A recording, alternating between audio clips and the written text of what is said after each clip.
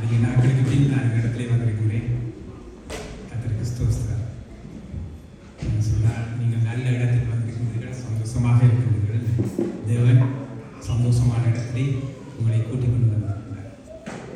நான் கொஞ்சம் ஒரே உங்களுக்கு எல்லாம் எல்லோருக்குமே தெரியும்.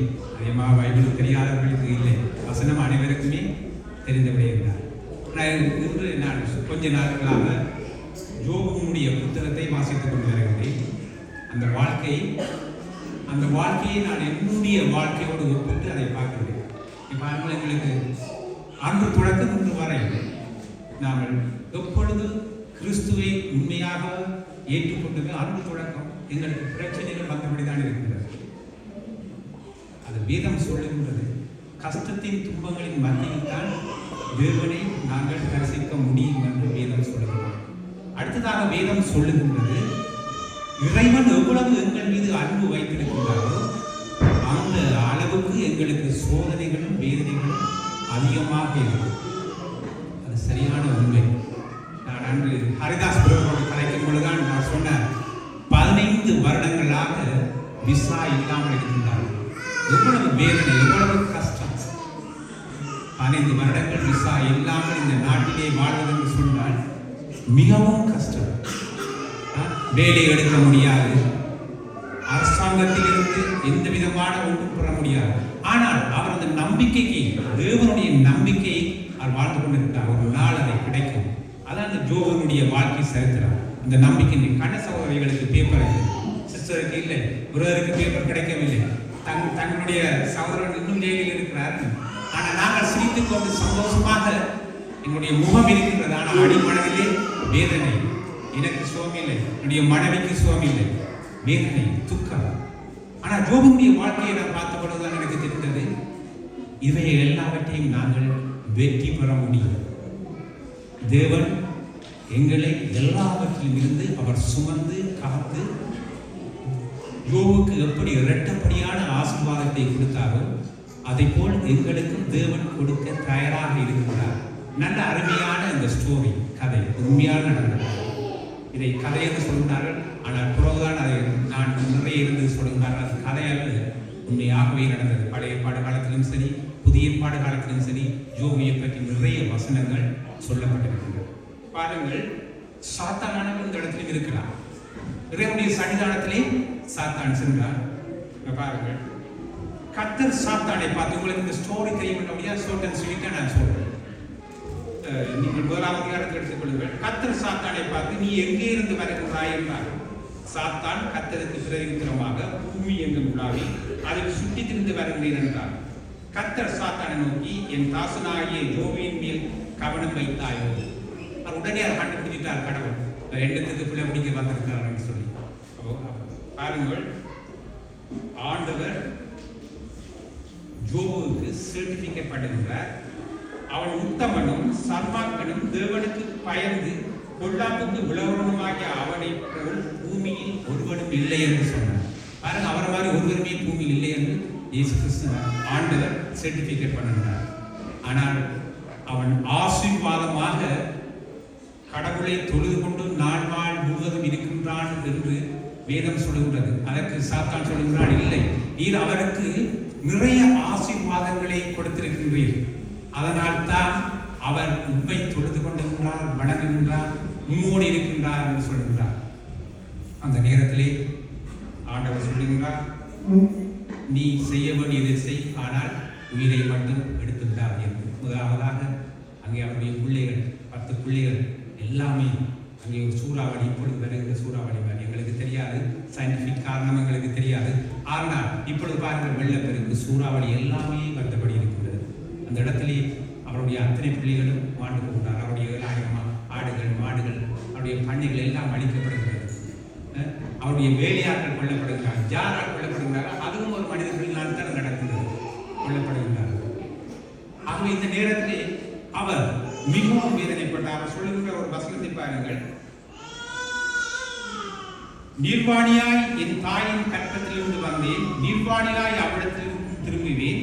கர்த்தர் கொடுத்தார், கர்த்தர் எடுத்தார், கர்த்தருடைய நாமத்துக்கு ஸ்தோத்திரம் என்றார். நீங்கள் பாருங்கள், யோபு 2ஆம் அதிகாரம் 21ஆம் வசனம். நாங்கள் பிறக்கும் பொழுது நிர்வாணியாக வந்தோம், ஒன்றுமே இல்லை.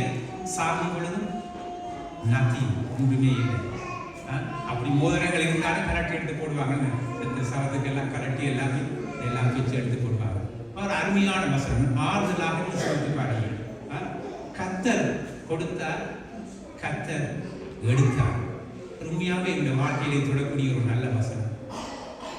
அவர் எங்களுக்கு கொடுக்கின்றார், ஆனால் எந்த நேரத்தில் அவர் எடுப்பார் எங்களுக்கு தெரியாது. ஆனால் அவர் உறுதியாக இருந்தார், விசுவாசத்தோடு இருந்தார் என்றுதான் தெரிகிறது. நாங்கள் எவ்வளவு பிரச்சனைகள் வந்தாலும், எவ்வளவு சோர்வுகள், எவ்வளவு இழப்புகள், எவ்வளவு வருத்தங்கள், எவ்வளவு நோய்கள், திரும்ப திரும்ப நோய்கள் வரும். அது இடத்திலே வரும்.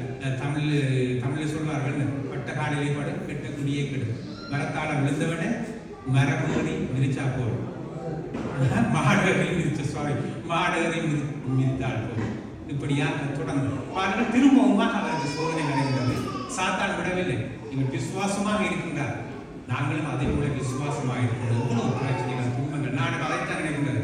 கஷ்டங்கள் வந்தாலும் சரி, துன்பங்கள் வந்தாலும் சரி, பிரிவுகள் வந்தாலும் சரி, நாங்கள் விசுவாசமாக இருக்க வேண்டும். அதுதான் சரியான ஒரு உண்மையான வழி. ஆனால் கர்த்தர் சரியான நேரத்திலே எங்களுக்கு சரியானவற்றை செய்கின்ற தேவன். அவர் இரக்கமும் நேசமும் உள்ள தேவன். பாருங்கள், திரும்பவுமாக சாத்தான் கர்த்தரிடத்தில் போகின்றது. நீர் அவருடைய எல்லாவற்றையும் எடுத்து அவருடைய உடல் நிலை சரியாக இருக்கின்றார், அதனால் அவர் உண்மை துதிக்கின்றார், உண்மை போல்கின்றார் என்று சாத்தான் திரும்பவுமாக தேவனிடத்துக்கு சென்று ஆக்கின நடக்கின்றது. தேவன் சொல்லுகிறார், இல்லை, நீ செய்கின்றதை செய், அவனை உயிர் போகாத அளவுக்கு நீ செய்யக்கூடிய காரியங்களை செய்ய என்று சொல்லுகிறார். அந்த நேரத்திலே ஜோபுடைய எல்லாம் சரீரம் எல்லாம் சோரை எல்லாம் பார்க்க முடியாது, கண்ணி ஒழுங்குன்றது எவ்வளவு கஷ்டமாக இருக்கின்றது, வேதனையோடு வேதனையாக இருக்கின்றது. அந்த நேரத்தில் மனைவி வந்து அப்பொழுது என்ன சொல்கிறார்?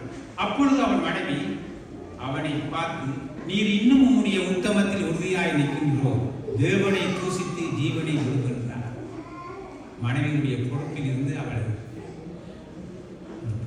ஒரு மனைவி என்பவள் அந்த நேரத்திலே எப்படி ஆலோசனை கூற வேண்டும் அதை கூறவில்லை. அவள் எவ்வளவு வார்த்தைகள், அந்த வார்த்தைகள் அவருக்கு எப்படி இருக்கும்? எரிகிற நெருப்பில் திரும்ப கொண்டு எண்ணி ஊத்துறமா இருக்கும். அவ்வளவு வேதனையோடு இருக்கின்றவருக்கு மனைவி அந்த நேரத்தில் கூறுகிறார். தமிழில் சொல்கிறார்கள் என்ன?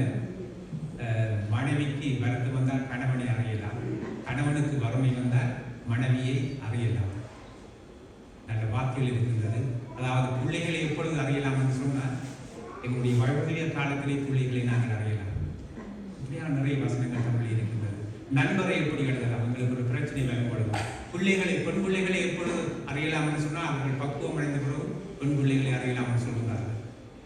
இப்படியாக நிறைய நாங்கள் இந்த உலகத்திலே வெல்வதற்குரிய நிறைய கட்டங்களை நாங்கள் தாங்க வேண்டியிருக்கிறது. இப்படியாக நேரத்தில் தான் யோபு தன்னுடைய 3 நண்பர்களையும் சந்திக்கிறார்கள். மிகவும் நெருக்கம், அவர் கொடுக்கின்ற நெருக்கம், அவர் எவ்வளவு அவர்களுக்கு அவர் பிடிவாதமாக இருக்கின்றார். நான் என் தேவனை கைவிட மாட்டேன், அவர் மீது நான் நம்பிக்கையாக இருப்பேன், என் வாழ்க்கை அவரோடு தான் இருக்கின்ற. ஆனால் அவரை அவர்கள் குழப்புகின்றார்கள், குழப்பி குழப்பி குழப்பி கடைசியிலே அவர் சில வார்த்தைகளை அவர் சொல்லிவிடுகின்றார். தேவனுக்கு எதிரான வார்த்தைகளை அவரும் அந்த நேரத்திலே சொல்லிவிடுகின்றார்.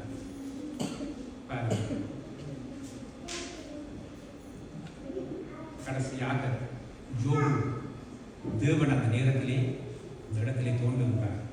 அப்பொழுது யோபு கர்த்தரை பிரயுக்தமாக, தேவன் சகலத்தையும் செய்ய வல்லவர், நீ செய்ய நினைத்தது தடைபடாது என்பதை அறிந்திருக்கின்றேன், அறிவில்லாமல் ஆலோசனையை மறைக்கிற இவன் யார்? ஆகியால் நான் எனக்கு தெரியாததையும் என் புத்திக்கு எட்டாததையும் நான் அநியாயத்தையும் அழைக்கிறேன் என்றேன். இந்த அழைப்பு என்ற வார்த்தை இருக்கிறார். பாருங்கள், யோபு 12:42 அதிகாரம் 1ஆம் வசனத்திலிருந்து வாசிக்கிறோம். அதாவது அவரும் கூட, யோபு கூட கடைசி நேரத்திலே அவர் ஒரு நம்பிக்கையை இழக்கவில்லை, ஆனால் இழக்கின்ற மாதிரி அவர் கதைகளை கதைக்க தொடங்கினார். நேரத்திலே கர்த்தர் வந்தார். ஆனால் உண்மையாகவே இந்த கதை, இந்த ஸ்டோரி, இந்த உண்மை சம்பவம் எங்களோட வாழ்க்கையிலே ஒரு பெரிய ஒரு மாற்றத்தை கொண்டு வந்தது. தேவன் கடைசி நேரத்தில் என்ன செய்தார்? யோபுவுக்கு இரட்டப்படியான ஆசீர்வாதத்தை கொடுத்தார்.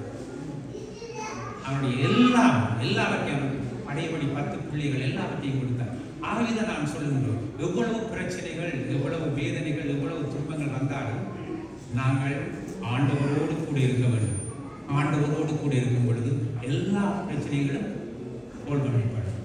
எங்களுக்கு வருத்தம் வரும், துன்பம் வரும், நண்பர்கள் பிரிவார்கள், ஏசுவார்கள், விட்டு இருந்தவர்களை விட்டு போவார்கள், மனைவி கூட வருவார், பிள்ளைகள் கூட வருவார்கள்.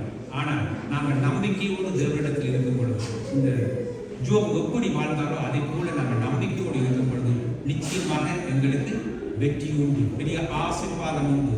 நாங்கள் திரும்பவும் பெற்றுக்கொள்வோம். நிச்சயமாக நான் சொல்லுகின்றேன், இங்கு உள்ளவர்களுக்கு விசா கிடைக்கும், இரட்டப்படியான விசா கிடைக்கும். பிரஜா உரிமை யாவரும் பெறுவீர்கள். இது கர்த்தருடைய நாமத்தினால் நான் சொல்லுகின்றேன். உங்களுக்கு விசா நிச்சயமாக கிடைக்கும். ஜோபுடைய வாழ்க்கையை பாருங்கள், எப்படி அவர் பட்ட வேதனைகள். அவர் பட்ட வேதனைகளை விட நாங்கள் படுகின்ற வேதனைகள் குறைவு. எங்களுக்கு எல்லா நிவர்த்தியாகும், வேலை வாய்ப்புகள் கிடைக்கும், சகலதும் கிடைக்கும். கர்த்தர் என்னோடு பேசியிருக்கின்றார். நிச்சயமாக அந்த வசனத்தை நான் உங்களுக்கு சொல்ல வேண்டும் என்று எனக்குள்ளே தோன்றியது. ஏன்னா நான் படுகின்ற கஷ்டம் எனக்கு தெரியும். ஆனால் நான் நிச்சயமாக நம்புகின்றேன், ஒரு நாள் நான் இரட்டப்படியான ஒரு காரியத்தோடு நல்ல